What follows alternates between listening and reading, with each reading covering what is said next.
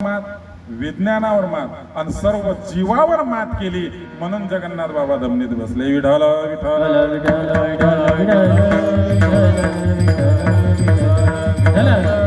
हो. एक दिवसचा प्रसंग सांगतो तुम्हाला, दुसरीकडे सांगत नाही, स्वतःचेच अनुभव सांगतो. एक दिवस आम्ही एका गावाला भागवताला गेलो. भागवताला गेल्याच्या नंतर मात्र विजांचा कडकडाट, आभाळ एवढं आलं, विजा चमकाने लागल्या. मंडपात लोक बसलेले सगळे लोक घाबरून गेले. पाऊस येतो किती नाही किती याची सगळी भीती वाटली. सगळे लोक घाबरायला लागले. त्यांना सांगितलं, व्यासपीठावर बसून होतो, त्यांना एवढंच सांगितलं, म्हणलं काळजी करू नका. माझा बाप जर मात्र माझ्या बापाचा जर धावा तुम्ही केला ना, अरे मा बाप एवढा आहे का, एवढंही मोठं येणारा तुफान आहे ना, तो क्षणात मात्र घालवून टाकत, ही माझ्या बापाची ताकद आहे. लक्षात घ्या. त्यावेळेला ओम जगन्नाथाय नमो नमः हा गजर मात्र त्यावेळेला घेतला.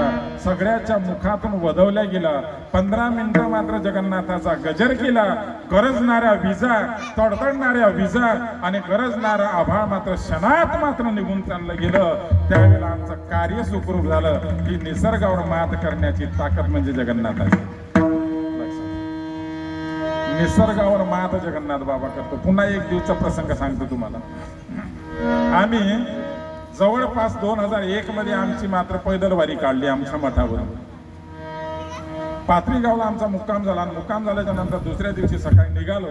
त्यावेळी तुफान उठलं. आभाळ मात्र लाल तंबूर होतं, गाडीचं वादळ होतं आणि त्यावेळेला आमची दमनी रस्त्यानं चालत होती. लक्षात. त्या गावचे लोक आम्हाला म्हणत होते, थांबा थांबा. आम्ही म्हणत होतो की नाही, एकदा आम्ही जगन्नाथाची दमनी जुतली का पुन्हा मात्र आम्ही त्या गावात थांबत नाही. निघालो. पण लक्षात घ्या, गार झाली, हवा आली, तुफान झालं, झाडं पडली. पण लक्षात घ्या, त्या पाथरी गावची लोक आम्हाला म्हणत होते का मेलेले काचे. काय म्हणत होते?